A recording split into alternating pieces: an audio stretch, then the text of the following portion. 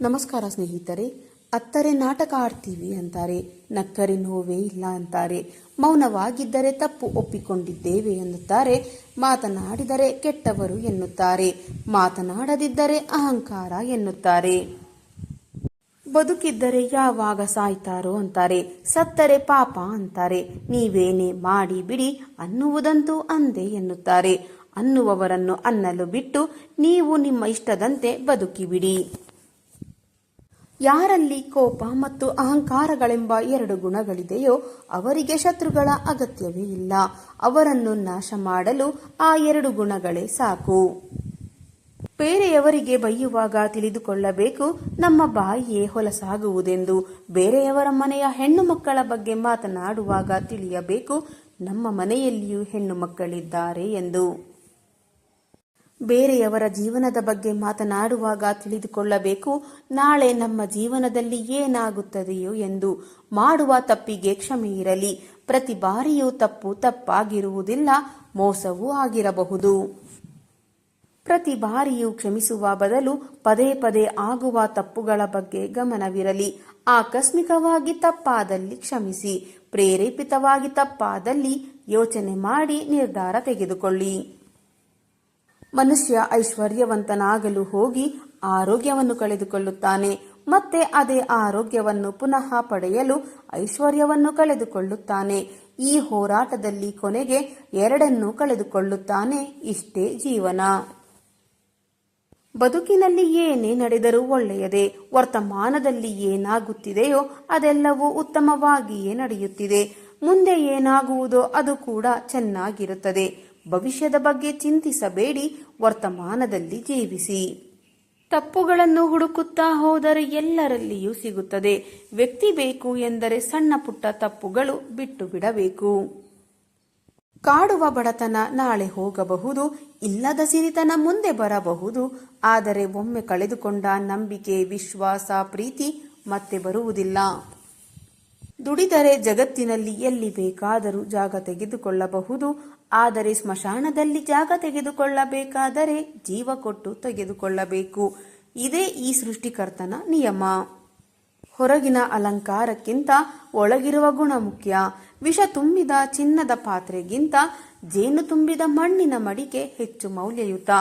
ದೀಪ ಶ್ರೀಮಂತನ ಮತ್ತು ಬಡವನ ಮನೆಯಲ್ಲಿಯೂ ಅಷ್ಟೇ ಬೆಳಕನ್ನು ಕೊಡುತ್ತದೆ. ನಮ್ಮ ಸ್ವಭಾವವು ಕೂಡ ದೀಪದಂತಿರಬೇಕು.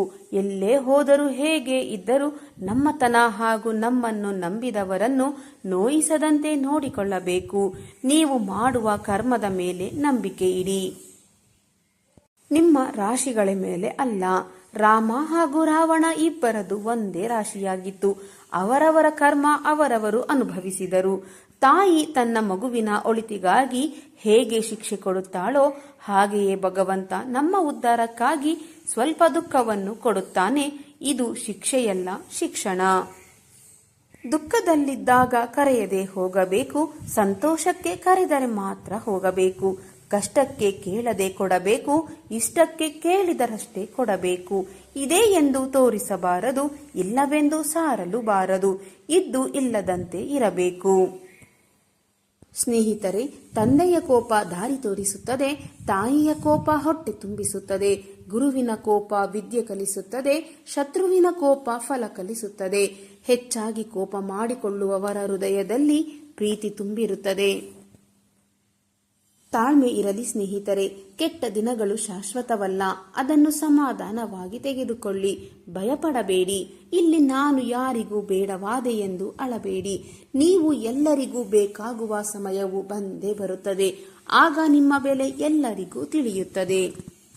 ಸಿಹಿ ನೀರನ್ನು ತುಂಬಿಕೊಂಡಿರುವ ಬಾವಿ ಮೌನವಾಗಿಯೇ ಇರುತ್ತದೆ. ಅದೇ ಉಪ್ಪು ನೀರಿನಿಂದ ತುಂಬಿರುವ ಸಮುದ್ರ ಆರ್ಭಟಿಸುತ್ತಲೇ ಇರುತ್ತದೆ. ಅದೇ ರೀತಿ ಅಜ್ಞಾನಿ ಗರ್ಜಿಸುತ್ತಾ ಇರುತ್ತಾನೆ, ಜ್ಞಾನಿ ಮೌನವಾಗಿರುತ್ತಾನೆ. ನೀವು ಮನೆಯಿಂದ ತೆಗೆದುಕೊಂಡು ಹೋದ ಬಾಳೆಹಣ್ಣು ಬರೀ ಹಣ್ಣಾಗಿತ್ತು. ಅದೇ ಹಣ್ಣು ದೇವರ ಗುಡಿಯೊಳಗೆ ಇಟ್ಟು ಹೊರತಂದಾಗ ಪ್ರಸಾದವಾಯಿತು. ಹಣ್ಣು ಬದಲಾಗಲಿಲ್ಲ. ನೋಡುವ ಕಣ್ಣು ಬದಲಾಯಿಸುವ ದೃಷ್ಟಿ ಸರಿ ಇದ್ದರೆ ಸೃಷ್ಟಿಯಲ್ಲಿ ಎಲ್ಲವೂ ಸರಿಯಾಗಿಯೇ ಇರುತ್ತದೆ. ಒಬ್ಬರಿಗೆ ಮೋಸ ಮಾಡಿ ಅತಿಯಾಗಿ ಮೆರೆಯಬೇಡಿ, ಏಕೆಂದರೆ ಸಮಯದ ಆಟ ಶುರುವಾದಾಗ ನಿಮ್ಮ ಭಯಾನಕವಾದ ಸರ್ವನಾಶವನ್ನು ಯಾರಿಂದಲೂ ತಪ್ಪಿಸಲು ಸಾಧ್ಯವಿಲ್ಲ. ನನಗೆ ಯಾರು ಏನು ಮಾಡಲಾಗದು, ನಾನೇ ನನ್ನದೇ ಎನ್ನುವ ಅಹಂಕಾರಿ ಅತಿ ಬುದ್ಧಿವಂತಿಕೆಯಿಂದ ಮಾಡಿದ ಮೋಸಕ್ಕೆ ಭಗವಂತ ಕೊಡುವ ಶಿಕ್ಷೆಗೆ ಅತಿ ದಡ್ಡತನದಿಂದಲೇ ಮೋಸ ಹೋಗುವುದು ಖಚಿತ. ಕಾದು ನೋಡಿ ಸಮಯ ಹೇಗೆ ಬದಲಾಗುತ್ತದೆ ಎಂದು. ಮೆರೆದವರು ನಿಮ್ಮ ಕಣ್ಣೆದುರೇ ಮಣ್ಣಾಗುತ್ತಾರೆ. ಅಲ್ಲಿಯವರೆಗೆ ತಾಳ್ಮೆಯಿಂದ ಕಾದು ನೋಡಿ. ಅಂದೇ ನಿಮಗೆ ಒಳ್ಳೆಯ ಸಮಯ ಶುರುವಾಗುತ್ತದೆ. ಸೋತೆ ಎಂದು ಅಳಬೇಡಿ, ಏಕೆಂದರೆ ಇಂದು ಜೀವನದಲ್ಲಿ ಗೆದ್ದು ಮುಂದೆ ಬಂದಿರುವವರೆಲ್ಲರೂ ಹಿಂದೆ ಒಂದು ದಿನ ಸೋತವರೇ ಆಗಿರುತ್ತಾರೆ. ಮರೆಯಬೇಡಿ, ದೇವರನ್ನು ನಂಬಿದವರು ಯಾವತ್ತೂ ಸೋಲುವುದಿಲ್ಲ. ನಿರಂತರವಾಗಿ ನೋವು ಅನುಭವಿಸಿದ ಮನುಷ್ಯ ಒಂದಲ್ಲ ಒಂದು ದಿನ ಗೆದ್ದೇ ಗೆಲ್ಲುತ್ತಾನೆ. ನೋವು ನಿಮ್ಮ ಹೃದಯದಲ್ಲಿ ಇರಲಿ, ಕಣ್ಣೀರಿನಲ್ಲಿ ಬೇಡ. ನೊಂದ ಹೃದಯದ ಕಣ್ಣೀರ ಬೆಂಕಿ ಸಾಕು ನಿಮ್ಮ ನೋವಿಗೆ ಕಾರಣರಾದವರನ್ನು ಸುಡಲು. ನಿಮ್ಮ ನೋವಿನ ಕಣ್ಣೀರು ನಿಮ್ಮನ್ನು ಬದಲಾಯಿಸುತ್ತದೆ. ನಿನಗೂ ಒಳ್ಳೆಯ ಕಾಲ ಬರುತ್ತದೆ, ಅಳಬೇಡ. ಮೋಸದಿಂದ ಕಲಿಯಬೇಕಾದ ಮೊದಲ ಪಾಠವೇ ಯಾರನ್ನು ನಂಬಬಾರದು ಎನ್ನುವುದು. ಅಳಬೇಡ, ಇದನ್ನು ಕೇಳು, ನಿನ್ನ ಜೀವನ ಖಂಡಿತ ಬದಲಾಗುತ್ತದೆ. ಒಂದಲ್ಲ ಒಂದು ದಿನ ನೀನು ಗೆದ್ದು ನಿಲ್ಲಲೇಬೇಕು. ನೋವು ನಿನ್ನ ಹೃದಯದಲ್ಲಿ ಇರಲಿ, ಆದರೆ ಕಣ್ಣೀರಿನಲ್ಲಿ ಬೇಡ. ನೊಂದ ಹೃದಯದ ಕಣ್ಣೀರ ಬೆಂಕಿ ಒಬ್ಬರನ್ನು ಸುಡುವುದಕ್ಕೆ ಕಾರಣವಾಗುತ್ತದೆ. ಸಮಯ ಎಲ್ಲವನ್ನು ಸರಿ ಮಾಡುತ್ತದೆ, ಆದರೆ ಕಾಯುವ ತಾಳ್ಮೆ ನಮಗೆ ಇರಬೇಕು. ತಾಳ್ಮೆ ಇದ್ದವರೇ ಖಂಡಿತ ಗೆಲ್ಲಲು ಸಾಧ್ಯ.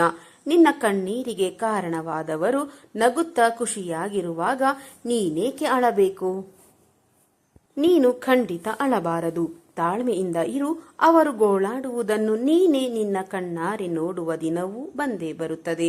ಎಲ್ಲವನ್ನು ಸಹಿಸಿಕೋ, ಆಗ ನೀನೇ ಬೆಳೆದು ನಿಲ್ಲುತ್ತೀಯ. ನಿನ್ನ ತಾಳ್ಮೆ, ಸಹನೆ ನಿನಗೆ ಧೈರ್ಯ ಕೊಡುತ್ತದೆ. ನಿನ್ನ ನೋವಿನ ಕಣ್ಣೀರು ನಾಳೆ ನೀನು ಸುಖವಾಗಿ ಇರುವಂತೆ ಮಾಡುತ್ತದೆ. ಕಷ್ಟ ಎಂದು ಅಳಬೇಡ, ನಾಳೆ ನೀನೇ ಗೆಲ್ಲುವುದು. ಇಂದು ನಿನಗೆ ಎಷ್ಟು ನೋವನ್ನು ಸಹಿಸಿಕೊಳ್ಳಲು ನಿನಗೆ ಶಕ್ತಿ ಇದೆಯೋ ನೀನು ಅಷ್ಟೇ ಮುಂದೆ ಬರುತ್ತೀಯ ಜೀವನದಲ್ಲಿ. ಹಾಗೆಯೇ ನೀನು ಭಗವಂತನ ಪರೀಕ್ಷೆಯಲ್ಲಿ ಗೆದ್ದಿದ್ದೀಯ ಎಂದರ್ಥ. ನೀನು ಹೆಚ್ಚು ನೋವನ್ನು ಸಹಿಸಿಕೊಂಡ ಮೇಲೆ ಇನ್ನು ಮುಂದೆ ನಿಮ್ಮ ಒಳ್ಳೆಯ ದಿನಗಳು ಬರುತ್ತವೆ ಎನ್ನುವ ಸೂಚನೆಯೇ.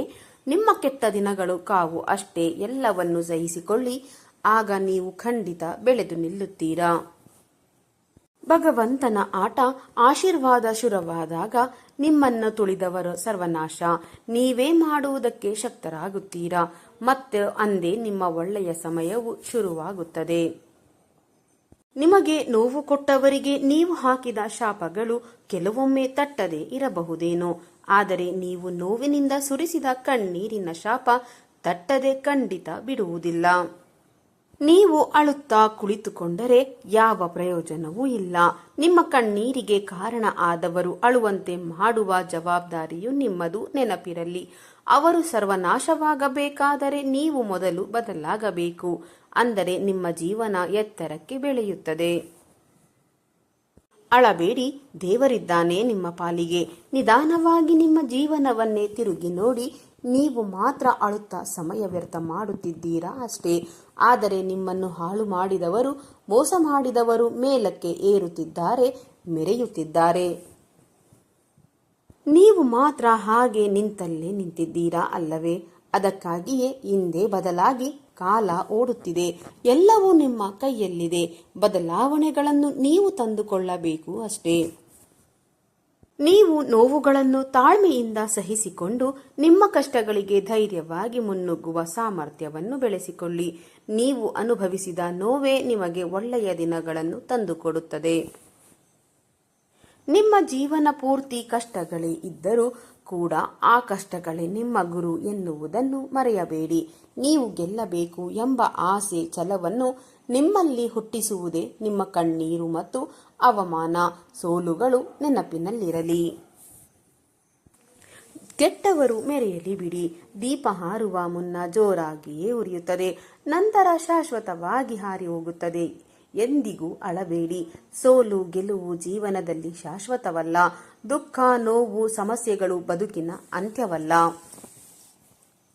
ನಿಮ್ಮ ಒಳ್ಳೆಯ ಸಮಯದ ಆರಂಭವಷ್ಟೇ. ತಾಳ್ಮೆ ಇರಲಿ. ಕೆಟ್ಟ ಮನುಷ್ಯರನ್ನು ನಂಬಿ ಪೆಟ್ಟು ತಿಂದು ಮೋಸ ಹೋದವರು ಕೊನೆಗೆ ಭಗವಂತನ ಪಾದ ಹಿಡಿಯುತ್ತಾರೆ.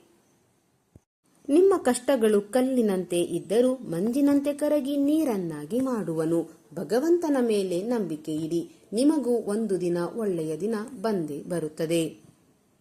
ನಿಮ್ಮ ನೆಮ್ಮದಿ ನಿಮ್ಮ ಕೈಯಲ್ಲಿಯೇ ಇದೆ. ಮನಸ್ಸು ಮಾಡಿ ನೋಡಿ. ಮಿಕ್ಕಿದ್ದನ್ನು ಭಗವಂತನಿಗೆ ಬಿಡಿ. ನಿಮ್ಮ ಜೀವನವೇ ಬದಲಾಗುವಂತೆ ಮಾಡುತ್ತಾನೆ. ಜೀವನದಲ್ಲಿ ನೀವು ಅದೆಷ್ಟು ಕಳೆದುಕೊಳ್ಳುತ್ತೀರೋ ಅಷ್ಟನ್ನೇ ಮತ್ತೆ ಪಡೆದುಕೊಳ್ಳುತ್ತೀರಾ. ತಾಳ್ಮೆ ಕಳೆದುಕೊಳ್ಳಬೇಡಿ. ಮೋಸ ಮಾಡಿದವರು ಯಾವತ್ತೂ ಉದ್ಧಾರ ಆಗಿರುವುದು ಚರಿತ್ರೆಯಲ್ಲಿಯೇ ಇಲ್ಲ. ಕಷ್ಟಗಳಿಂದ ಸೋತು ಗೆದ್ದವರೇ ಈ ಜಗತ್ತಿನಲ್ಲಿ ಎತ್ತರಕ್ಕೆ ಬೆಳೆದು ನಿಂತಿರುವುದು. ಯಾರು ನಿನ್ನನ್ನು ಕಾಲಿನ ಕಸದಂತೆ ಕಾಣುತ್ತಾರೋ ಅವರ ಮುಂದೆಯೇ ನೀನು ಚೆನ್ನಾಗಿ ಬದಲಾಗಿ ಬದುಕಿ ತೋರಿಸಬೇಕು. ಸ್ನೇಹಿತರೆ, ಇಂದಿನ ಈ ನನ್ನ ವಿಡಿಯೋ ನಿಮ್ಮ ಮನಸ್ಸಿಗೆ ಸ್ವಲ್ಪವಾದರೂ ಪ್ರೇರಣೆ ನೀಡಿದರೆ ಒಂದು ಲೈಕ್ ಮಾಡಿ, ಶೇರ್ ಮಾಡಿ. ನಿಮ್ಮ ಅಭಿಪ್ರಾಯವನ್ನು ಕಾಮೆಂಟ್ ಬಾಕ್ಸ್ನಲ್ಲಿ ಹಂಚಿಕೊಳ್ಳಿ. ನನ್ನ ಪ್ರಯತ್ನ ನಿಮಗೆ ಇಷ್ಟವಾಗಿದ್ದರೆ ದಯವಿಟ್ಟು ಈಗಲೇ ನನ್ನ ಚಾನಲ್ ಅನ್ನು ಸಬ್ಸ್ಕ್ರೈಬ್ ಮಾಡಿಕೊಳ್ಳಿ. ಮತ್ತೆ ಮುಂದಿನ ವಿಡಿಯೋದಲ್ಲಿ ಇದೇ ರೀತಿಯ ಹೊಸ ಮೋಟಿವೇಶನಲ್ ಮಾಹಿತಿಯೊಂದಿಗೆ ಭೇಟಿಯಾಗೋಣ. ಅಲ್ಲಿಯವರೆಗೆ ಸಕಾರಾತ್ಮಕವಾಗಿ ಯೋಚಿಸಿ ಸಂತೋಷವಾಗಿ ಬಾಳಿರಿ. ಧನ್ಯವಾದಗಳು.